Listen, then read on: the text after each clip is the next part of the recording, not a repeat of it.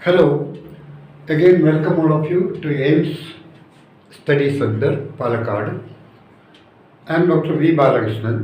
നിങ്ങൾക്ക് psychology and pedagogy എടുക്കുന്ന അധ്യാപകനാണ്. കൂടുതൽ പറയേണ്ട കാര്യമില്ല.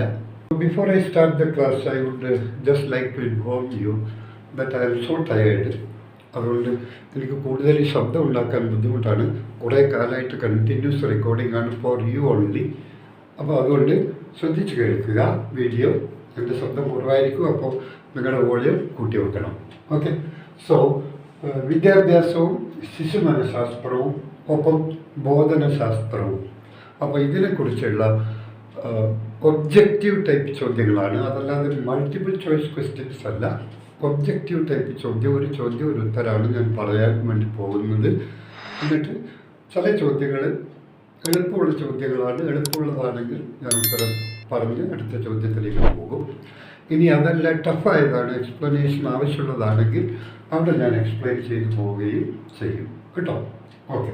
അപ്പോൾ ആദ്യത്തെ ചോദ്യത്തിലേക്ക് നമുക്ക് പോകാം. Psychology and pedagogy. ശ്രദ്ധിക്കുക.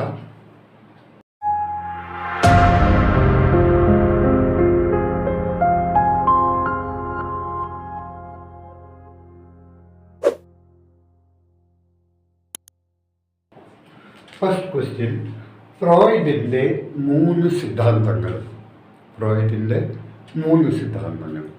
ഇനിയിപ്പോൾ നിങ്ങളോട് ഫ്രോയിഡിനെ കുറിച്ച് ഞാൻ പറയേണ്ട കാര്യമില്ലല്ലോ, എങ്കിലും പറയാം. ഫ്രോയിഡിനെ, അതായത് നമ്മളൊരു കാര്യത്തിലേക്ക് കടക്കുന്നതിന് മുമ്പ് അതിന് ഒരു ആമുഖം, ഒരു മുഖവുര, ഇതൊക്കെ ആവശ്യമാണ് അല്ലേ? നിങ്ങളിപ്പോൾ ഒരു പുസ്തകം വായിക്കുമ്പോൾ പുസ്തകത്തിലേക്ക് നേരിട്ട് പോവുകയല്ല ചെയ്യുന്നത്. പുസ്തകത്തിൻ്റെ ഒരു പ്രിഫേസ് ഉണ്ടാവും, ഒരു ആമുഖം ഉണ്ടാവും. അതായത് ഈ ആമുഖം വായിക്കുമ്പോൾ നിങ്ങൾക്ക് ഏകദേശം കാര്യങ്ങൾ മനസ്സിലാവും. ഈ പുസ്തകത്തിൽ ഇന്ന കാര്യങ്ങളാണ് പറയാൻ വേണ്ടി പോകുന്നത്. അതാണ് ആമുഖം അല്ലെങ്കിൽ പ്രിഫേസ്. അപ്പോൾ ഇവിടെ ഞാൻ ഫ്രോയിഡിൻ്റെ മൂന്ന് സിദ്ധാന്തങ്ങൾ പറയുന്നതിന് മുമ്പ് ഫ്രോയിഡിനെ കുറിച്ച് പറയാം. അതായത് മനോവിശ്ലേഷണം ഇതെല്ലാവർക്കും അറിയുന്ന കാര്യമാണ്. പക്ഷേ ഈ അറിഞ്ഞത് കൊണ്ട് മാത്രമായില്ല. അറിഞ്ഞത് നമ്മൾ ആവർത്തിക്കുകയും നമ്മുടെ മനസ്സിൽ സ്ഥിരമായി പ്രതിഷ്ഠിക്കുകയും വേണം. അപ്പോൾ മാത്രമേ ചോദക പ്രതികരണ ബന്ധം അഭ്യാസങ്ങൾ വഴി ശക്തമാക്കാൻ വേണ്ടി പറ്റും. ഇതെല്ലാം തിയറി മെച്ചതാണ് കേട്ടോ. Okay.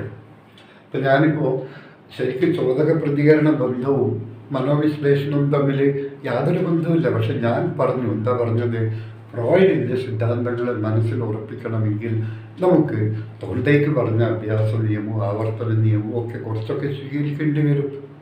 Even though both psychological thoughts are entirely different, but still you will have to correlate it. അപ്പോൾ മനോവിശ്ലേഷണം അഥവാ സൈക്കോ അനാലിസിസ് എന്ന മനഃശാസ്ത്ര ശാഖയുടെ പ്രയോക്താവാണ് Sigmund Freud. Psycho analysis. Okay, അത് നമുക്ക് മനസ്സിലായി. ഇനി ആധുനിക മനഃശാസ്ത്രത്തിൻ്റെ പിതാവ് എന്നുകൂടി അറിയപ്പെടുന്നു ആര്? Sigmund Freud. So Freud is also known as the father of modern psychology. Psychology അഥവാ മനഃശാസ്ത്രത്തിൻ്റെ പിതാവ് വിൽഹം വൂണ്ടാണ്. ഘടനാവാദത്തിൻ്റെ പിതാവായ വിൽഹം വൂണ്ടാണ്. പക്ഷേ ആധുനിക മനഃശാസ്ത്രത്തിൻ്റെ പിതാവ് എന്നറിയപ്പെടുന്നത് സിഗ്മണ്ട് ഫ്രോയിഡ്. നോക്കൂ, ഇനി ഫ്രോയിഡ് മുന്നോട്ട് വെച്ച മൂന്ന് സിദ്ധാന്തങ്ങൾ. ഫ്രോയിഡിൻ്റെ the entire theory of Freud is consisted of 3 basic theories that are വ്യക്തിത്വ ഘടനാ സിദ്ധാന്തം, that is theory of personality structure. English വാക്കുകൂടി കേൾക്കുക, തിയറി ഓഫ് പേഴ്സണാലിറ്റി സ്ട്രക്ചർ. രണ്ടാമത്തത് വ്യക്തിത്വ ചലനാത്മകതാ സിദ്ധാന്തം, തിയറി ഓഫ് പേഴ്സണാലിറ്റി ഡയനാമിക്സ്. അതായത് ഇപ്പോൾ വായിക്കുമ്പം തന്നെ, ക്ലാസ് കേൾക്കുമ്പം തന്നെ പഠിച്ചങ്ങ് പോവുക. ഒന്ന് theory of personality structure, 2 theory of personality dynamics, 3 മനോലൈംഗിക വികാസ സിദ്ധാന്തം അഥവാ സൈക്കോ സെക്ഷുവൽ ഡെവലപ്മെൻറ്റ് തിയറി. അപ്പോൾ ഫ്രോയിഡിൻ്റെ 3 സിദ്ധാന്തങ്ങൾ ഇപ്പം തന്നെ നമ്മൾ പഠിച്ചു വെക്കുക. ഒന്ന് വ്യക്തിത്വ ഘടനാ സിദ്ധാന്തം അഥവാ പേഴ്സണാലിറ്റി സ്ട്രക്ചർ തിയറി. രണ്ട് വ്യക്തിത്വ ചലനാത്മകതാ സിദ്ധാന്തം പേഴ്സണാലിറ്റി ഡൈനാമിക്സ് തിയറി. മൂന്ന് മനോലൈംഗിക വികാസ സിദ്ധാന്തം അഥവാ സൈക്കോസെക്ഷൽ ഡെവലപ്മെൻറ്റ് തിയറി. ഈ മൂന്നെണ്ണമാണ് ഇദ്ദേഹത്തിൻ്റെ പ്രധാനപ്പെട്ട തിയറികൾ. ഇനി ഈ ഓരോ തിയറിയിലും അദ്ദേഹം എന്താണ് പറയുന്നത് എന്നതിൻ്റെ ഉള്ളിലേക്ക് ഇറങ്ങി ചെന്നിട്ട് കുറേശ്ശെ മനസ്സിലാക്കണം. ധാരാളം മനസ്സിലാക്കണം, അത്രയും നല്ലത്. പക്ഷേ സമയക്കുറവുണ്ടെങ്കിൽ കുറച്ച് കാര്യങ്ങൾ മനസ്സിലാക്കുക. വ്യക്തിത്വ ഘടനാ സിദ്ധാന്തം പേഴ്സണാലിറ്റി സ്ട്രക്ചർ, ഇതിലാണ് അദ്ദേഹം ഇത്, ഈഗോ, സൂപ്പർ ഈഗോ എന്ന സങ്കല്പം മുന്നോട്ട് വെക്കുന്നത്. അതായത് മനുഷ്യ മനസ്സിൻ്റെ വ്യക്തിത്വത്തിന് അഥവാ മനസ്സിന് 3 ഘടനകളുണ്ട്, അതായത് സ്ട്രക്ചറുകളുണ്ട്. And what are the structure? ഒന്നാമത്തത് ഇത്, രണ്ടാമത്തത് ഈഗോ, മൂന്നാമത്തത് സൂപ്പർ ഈഗോ. ഇതാണ് വ്യക്തിത്വ ഘടനാ സിദ്ധാന്തത്തിൽ പറയുന്നത്. ഇനി വ്യക്തിത്വ ചലനാത്മകതാ സിദ്ധാന്തത്തിൽ പറയുന്നത് പേഴ്സണാലിറ്റി ഡൈനാമിക്സ്, അതായത് മനസ്സിൻ്റെ ചലനാത്മകതയെക്കുറിച്ച് പറയുമ്പോഴാണ് അദ്ദേഹം conscious mind, sub conscious mind, unconscious mind, അങ്ങനെ 3 മാനസിക ചലനാത്മക നിലവാരത്തെക്കുറിച്ച് പറയുന്നത്. Conscious mind, sub conscious mind, unconscious mind. അതായത് ബോധ മനസ്സ്, ഉപബോധ മനസ്സ്, അബോധ മനസ്സ് എന്നിങ്ങനെ 3 മാനസിക തലങ്ങൾ മനസ്സിനുണ്ട് എന്ന് അദ്ദേഹം പറയുന്നു. പിന്നെ മനോലൈംഗിക വികാസ സിദ്ധാന്തം, അതായത് സൈക്കോസെക്ഷൽ ഡെവലപ്മെൻറ്റ് തിയറി, അതായത് മനോലൈംഗിക വികാസത്തിൻ്റെ ഘട്ടങ്ങൾ. ഓക്കെ, വദനഘട്ടം, ഗുദഘട്ടം, ലിംഗഘട്ടം, നിർലീനഘട്ടം, അതുപോലെ തന്നെ ലിംഗഘട്ടം. ഇങ്ങനെ oral stage, anal stage, phallic stage, പിന്നെ അവസാനം ലാറ്റൻസി സ്റ്റേജ്, ഒടുവിൽ അവസാനം ജനറ്റിക് സ്റ്റേജ്. ഇങ്ങനെ 5 മനോലൈംഗിക വികാസ ഘട്ടങ്ങൾ മനുഷ്യന് ഉണ്ട്. അതായത് മനുഷ്യൻ്റെ വികാസഘട്ടത്തിൽ ലൈംഗികപരമായി നോക്കിയാൽ ഒന്ന് ഓറൽ സ്റ്റേജ്, മറ്റൊന്ന് ആനൽ സ്റ്റേജ്, മറ്റൊന്ന് ഫാലിക് സ്റ്റേജ്, മറ്റൊന്ന് ലാറ്റൻസി സ്റ്റേജ്, മറ്റൊന്ന് അവസാനത്തത് ജനറ്റിക് സ്റ്റേജ്. അപ്പോൾ എല്ലാവരും എൻ്റെ കൂടെ പറയാം. ഓറൽ സ്റ്റേജ്, ഓറൽ വദനഘട്ടം, ആനൽ സ്റ്റേജ് ഗുദഘട്ടം, ഫാലിക് സ്റ്റേജ് ലിംഗഘട്ടം, ലാറ്റൻസി സ്റ്റേജ് നിർലീനഘട്ടം, ജനറ്റിക് സ്റ്റേജ് അതായത് അവസാനം ജനറ്റിക് സ്റ്റേജ് പ്രത്യുൽപാദന ഘട്ടം. അപ്പോൾ ഫ്രോയിഡിൻ്റെ 3 സിദ്ധാന്തങ്ങൾ, ഒന്ന് വ്യക്തിത്വ ഘടനാ സിദ്ധാന്തം, 2 വ്യക്തിത്വ ചലനാത്മകതാ സിദ്ധാന്തം, 3 മനോലൈംഗിക വികാസ സിദ്ധാന്തം. ഘടനാ സിദ്ധാന്തത്തിൽ ഇത്, ഈഗോ, സൂപ്പർ ഈഗോ. ചലനാത്മകതാ സിദ്ധാന്തത്തിൽ conscious mind, sub conscious mind, unconscious mind. മനോലൈംഗിക വികാസത്തിൻ്റെ 5 ഘട്ടങ്ങളും. അപ്പോൾ ഇത്രയാണ്. ഇത് ഒറ്റവാക്ക് ചോദ്യമാണെങ്കിലും ഒരുപാട് ഇതിനെക്കുറിച്ച് പറയാനുണ്ട്. പക്ഷെ നമുക്ക് സമയക്കുറവുള്ളതാണ് ഞാൻ ഇത്രയും പറഞ്ഞു തന്നത്. So these are the basic things. Now ഇത് ഞാൻ പറഞ്ഞതാണ് നേരത്തെ. ആധുനിക മനഃശാസ്ത്രത്തിൻ്റെ പിതാവ് എന്നറിയപ്പെടുന്നത് സിഗ്മണ്ട് ഫ്രോയിഡ്. ശ്രദ്ധിക്കുക, ആധുനിക മനഃശാസ്ത്രത്തിൻ്റെ പിതാവ്.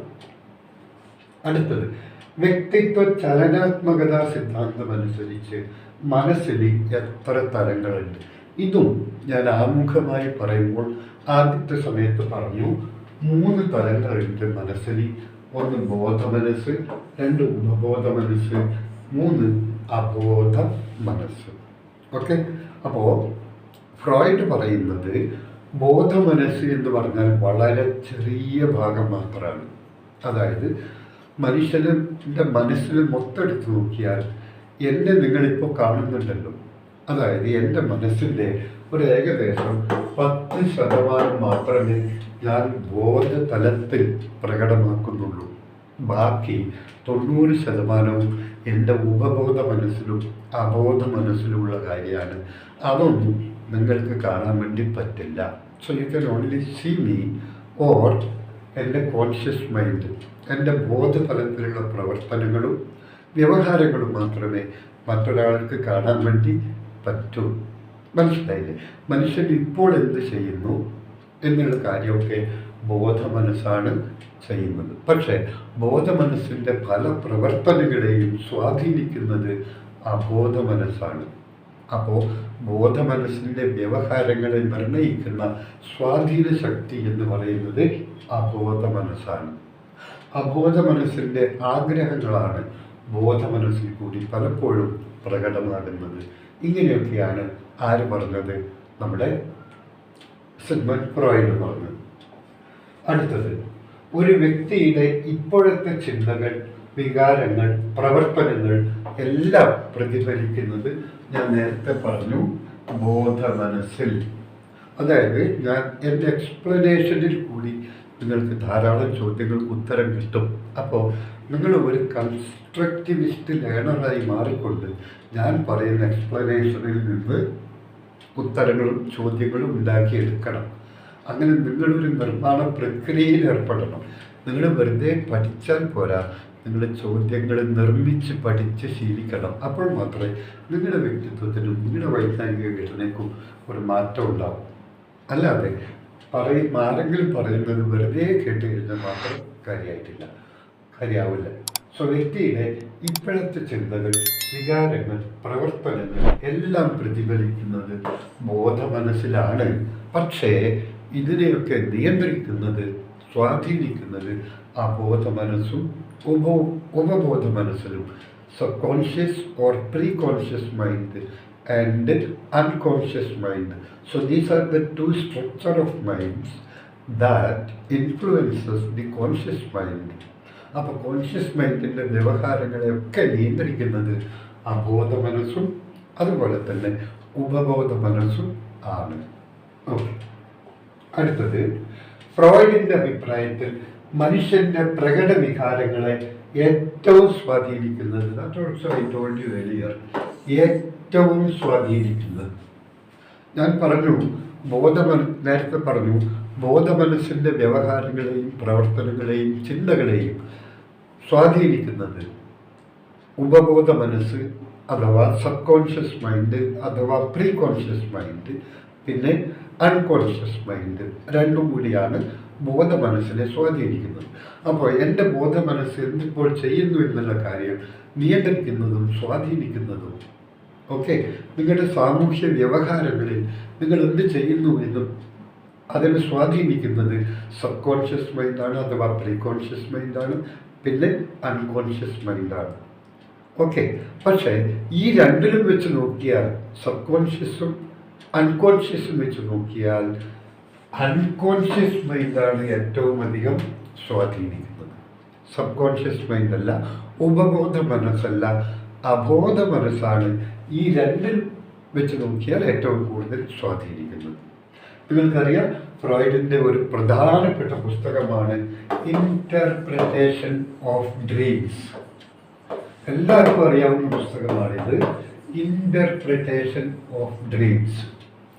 അതായത് സ്വപ്നങ്ങളുടെ വ്യാഖ്യാനം.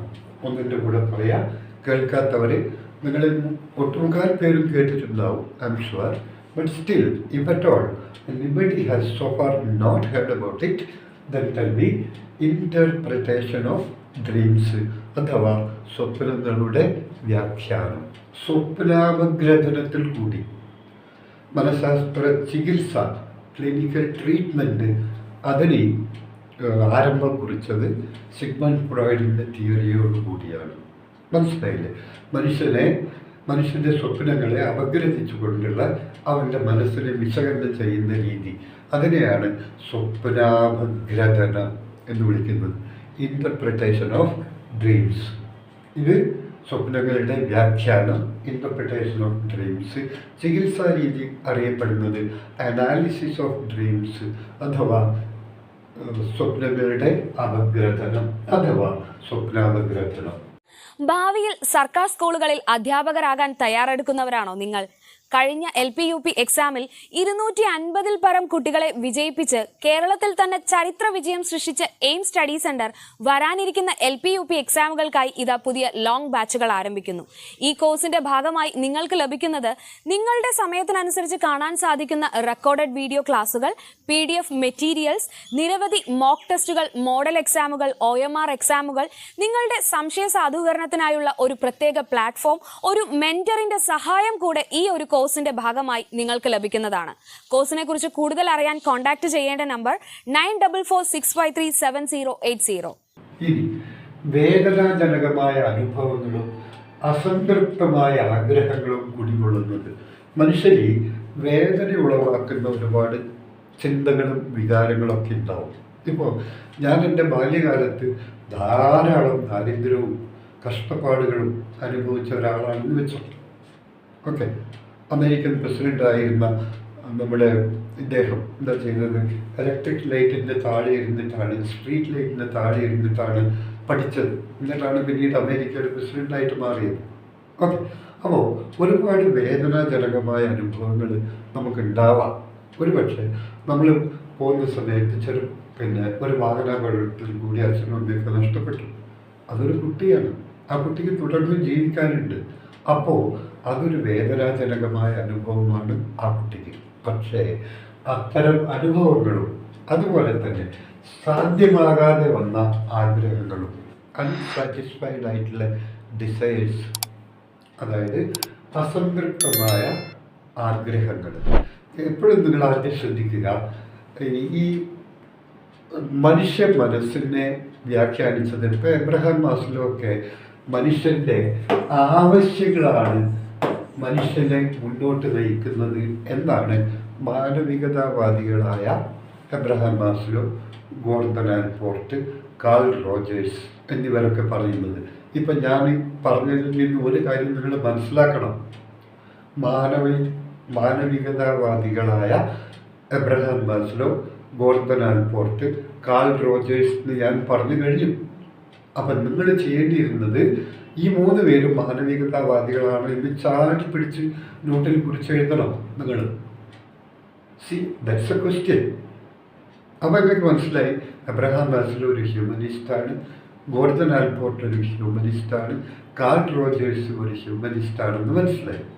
ഇപ്പം ഞാൻ ഇനി പറയുന്നത്, ഈ ഹ്യൂമനിസ്റ്റുകളായിട്ടുള്ള സൈക്കോളജിസ്റ്റുകൾ പറയുന്നത് മനുഷ്യൻ്റെ ആവശ്യങ്ങളാണ് മനുഷ്യനെ മുന്നോട്ട് നയിക്കുന്നത്.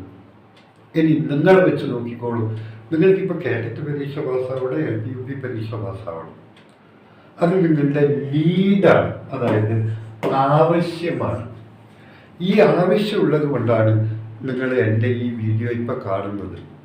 അതുകൊണ്ടാണ് നിങ്ങൾ എയിംസിൽ ജോയിൻ ചെയ്തത്, LP-UP കോഴ്സിൽ. And you are viewing or watching my video because you have a need in your mind that you should get past the cadet exam. You should be there in the list. എന്നിട്ട് നിങ്ങൾക്കൊരു ജോലി നേടണം, എന്നിട്ടൊരു നല്ല സാമൂഹ്യ കുടുംബജീവിതം നയിക്കണം. ഇതൊക്കെയാണ് നിങ്ങളുടെ നീഡ്സ്. ഈ നീഡാണ് നിങ്ങളെ മുന്നോട്ട് നയിക്കുന്നത് എന്നാണ് ഹ്യൂമനിസ്റ്റുകൾ പറയുന്നത്. But whereas in the case of what I can say, Freud പറയുന്നത് it's not needs but it is desires. Needs അല്ല, അതായത് ആവശ്യങ്ങളല്ല, ആഗ്രഹങ്ങളാണ് മനുഷ്യ മനസ്സിനെ മുന്നോട്ട് നയിക്കുന്നത് എന്നാണ് സൈക്കോ അനലിസ്റ്റായ ഫ്രോയിഡ് പറയുന്നത്. ഇപ്പം നിങ്ങൾക്ക് നല്ലൊരു പകൽ വെളിച്ചം പോലെ കാര്യങ്ങൾ മനസ്സിലായില്ലേ മനഃശാസ്ത്രം വളരെ സിമ്പിളാണ്. If you apply your mind, if you apply your conscious thought, നിങ്ങൾക്ക് വളരെ പാൽപ്പായസം പോലെ മധുരമുള്ള കാര്യമായിരിക്കും സൈക്കോളജി. പക്ഷെ നിങ്ങളുടെ മനസ്സ് അപ്ലൈ ചെയ്തില്ലെങ്കിൽ അത് പാൽപ്പായസമല്ല, മറിച്ച് ആ സമയത്ത് കഷായം പോലെ കയ്പുള്ള കാര്യമായിരിക്കും. അപ്പോൾ പാൽപ്പായസമാക്കണോ കഷായമാക്കണോ എന്നുള്ളത് നിങ്ങൾ തീരുമാനിക്കുക. അപ്പോൾ മനുഷ്യൻ്റെ ആവശ്യങ്ങളാണ് മനുഷ്യനെ മുന്നോട്ട് നയിക്കുന്നത് എന്ന് ഒരു വിഭാഗം ചിന്തകർ, എസ്പെഷ്യലി ഹ്യൂമനിസ്റ്റുകൾ പറയുന്നു.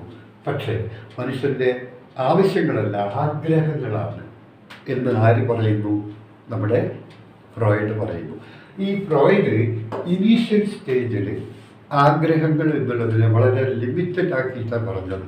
അതായത് ലൈംഗിക ആഗ്രഹങ്ങളാണ്. അതായത് ആഗ്രഹങ്ങൾ ഡിസൈഴ്സ് എന്ന് പറയുന്നുണ്ടെങ്കിലും അദ്ദേഹം ആദ്യം അതിനെ വളരെ ചുരുക്കി കാട്ടി പറഞ്ഞു, it is the sexual desires that leads the individual towards, മനുഷ്യനെ മുന്നോട്ട് നയിക്കുന്നത് ലൈംഗിക ആഗ്രഹങ്ങളാണ്. പക്ഷെ പിന്നീട് അദ്ദേഹം ഈ ലൈംഗിക എന്നുള്ളത് മാറ്റിയിട്ട് എല്ലാവിധ ജീവിത ആഗ്രഹങ്ങളും എന്നാക്കി മാറ്റി. പിന്നീട് ഇനീഷ്യലി സെക്ഷൽ ഡിസൈഴ്സ് എന്ന് പറയുന്ന ഫ്രോയിഡ് പിന്നീട് സെക്ഷൽ എന്നുള്ള വാക്ക് മാറ്റിയിട്ട് ഓൾ കൈൻഡ്സ് ഓഫ് ഡിസൈഴ്സ് എന്നാക്കി മാറ്റി.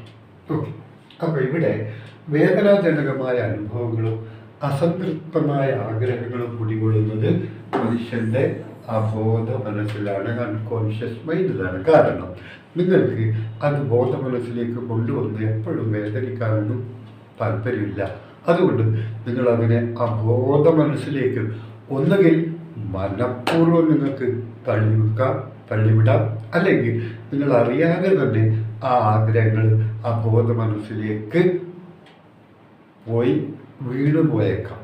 അങ്ങനെ സംഭവിക്കുന്നുണ്ട്. ഒന്നുകിൽ നിങ്ങൾ മനഃപൂർവ്വം ഈ ആഗ്രഹങ്ങളെ അബോധ മനസ്സിലേക്ക് അടിച്ചമർത്തും, അല്ലെങ്കിൽ നിങ്ങൾ അറിയാതെ അബോധ മനസ്സിലേക്ക് അത് വീണു പോകും. ഇതിന് രണ്ടിനും രണ്ട് വാക്കാണ്. നിങ്ങൾ മനഃപൂർവ്വം അതിനെ അടിച്ചമർത്തുന്നുണ്ടെങ്കിൽ അതിനെ അടിച്ചമർത്തൽ എന്ന് പറയും. അതായത് റിപ്രഷൻ. ഞാൻ പിന്നീട് പറഞ്ഞുതരാം ഇതൊക്കെ. റിപ്രഷൻ, പിന്നെ അതേപോലെ സപ്രഷൻ. ഈ രണ്ട് വാക്കുകൾ ശ്രദ്ധിക്കുക. നിങ്ങൾ മനഃപൂർവ്വം നിങ്ങളുടെ വേദനാജനകമായ അനുഭവങ്ങളെ അബോധ മനസ്സിലേക്ക് തള്ളിവിടുകയാണ്, മനഃപൂർവ്വം തള്ളിവിടുകയാണെങ്കിൽ അത് സപ്രഷനാണ്. നിങ്ങൾ അറിയാതെ ആ വികാരങ്ങൾ, ആ ഓർമ്മകൾ അബോധ മനസ്സിലേക്ക് വീണു പോവുകയാണെങ്കിൽ, വഴുതി വീണു പോവുകയാണെങ്കിൽ അതിനെ റിപ്രഷൻ എന്നും പറയാം. ഓക്കെ, ഒരുപാട് കാര്യങ്ങൾ പറയാനുണ്ട്. സോ മനുഷ്യ വ്യവഹാരങ്ങളുടെ പ്രാഥമിക പ്രഭവ കേന്ദ്രം, പ്രൈമറി സോഴ്സ്, ഇതൊക്കെ ഫ്രോയിഡിനെ കുറിച്ചുള്ള ചോദ്യങ്ങളാണ്. മനുഷ്യ വ്യവഹാരങ്ങളുടെ പ്രൈമറി പ്രഭവ സോഴ്സ്, പ്രാഥമിക പ്രഭവ കേന്ദ്രം. ആഗ്രഹങ്ങൾ ഉടലെടുക്കുന്നത് അബോധ മനസ്സിൽ നിന്നാണ്. അബോധ മനസ്സിൻ്റെ സ്വാധീനമാണ് ബോധ മനസ്സിൽ പ്രകടമാവുന്നത്. അപ്പോൾ ബോധ മനസ്സിലെ മനുഷ്യ വ്യവഹാരങ്ങളെ സ്വാധീനിക്കുന്നത് അബോധ മനസ്സാണ്. ഈ അബോധ മനസ്സിലാണ് മനുഷ്യൻ്റെ പ്രാഥമികമായ വികാരങ്ങളൊക്കെ കുടികൊള്ളുന്നത്. ഓക്കെ, അടുത്തത് ഫ്രോയിഡ് മനുഷ്യ മനസ്സിനെ മഞ്ഞുകട്ടയോട് ഉപമിച്ചു. മഞ്ഞുകട്ടയുടെ അഗ്രഭാഗത്ത് കാണുന്ന ചെറിയ ഭാഗമാണ്. ഇതിൻ്റെ ഉത്തരം ഞാൻ പറഞ്ഞു കഴിഞ്ഞു. അതായത് മനുഷ്യ മനസ്സ് മുഴുവൻ എടുത്താൽ, ഞാൻ തൊട്ട് 5-6 വർഷം മുമ്പുള്ള ഭാഗത്ത് പറഞ്ഞു, 10% മാത്രമേ ബോധ മനസ്സുള്ളൂ. ബാക്കി 90%, ഈ 10 എന്നുള്ളത് ഞാൻ പറയുന്നതാണ് കേട്ടോ. ഫ്രോയിഡ് അങ്ങനെ പറഞ്ഞിട്ടില്ല, ശതമാനമൊന്നും പറഞ്ഞിട്ടില്ല. നിങ്ങൾക്ക് മനസ്സിലാക്കി തരാൻ വേണ്ടിയിട്ട് ഞാൻ പറയുന്നതാണ്. ഓക്കെ, ബാക്കി 90% എന്താണ്? അതായത് ഉപബോധ മനസ്സും അബോധ മനസ്സും കൂടിയുള്ളതാണ്. അപ്പോൾ ഫ്രോയിഡ് ഇങ്ങനെ മനുഷ്യ മനസ്സിനെ ഒരു മഞ്ഞുകട്ട പോലെ ഉപമിച്ചു, ഒരു ഐസ്ബർഗിനെ പോലെ. നിങ്ങളുടെ കയ്യിൽ മൊബൈലുണ്ട്. ആ മൊബൈലിൽ നിങ്ങൾ ഗൂഗിളിൽ പോയിട്ട് ഫ്രോയിഡ് ഐസ്ബർഗ് നടിച്ചാൽ ഇങ്ങനെയുള്ളൊരു ചിത്രം കാണും. ഇങ്ങനെയുള്ളൊരു ചിത്രം കാണും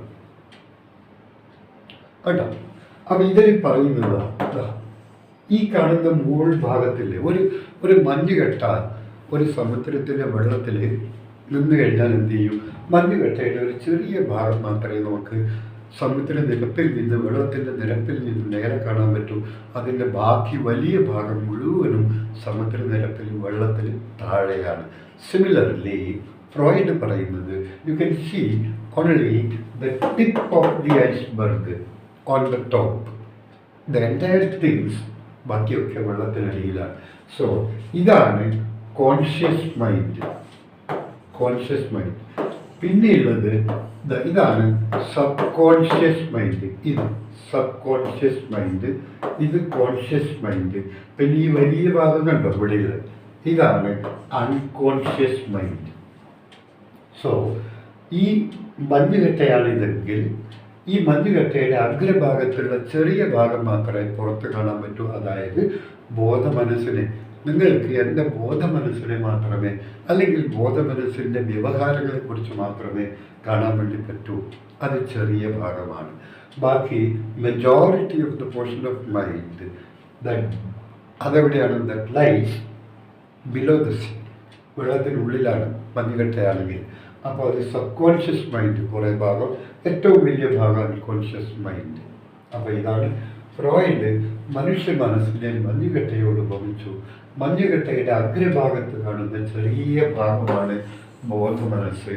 ബാക്കി ഇതൊക്കെയാണ് നിങ്ങൾ കാണാത്ത ഭാഗം. ഇതൊന്നും ആർക്കും കാണാൻ പറ്റില്ല. നോക്കൂ,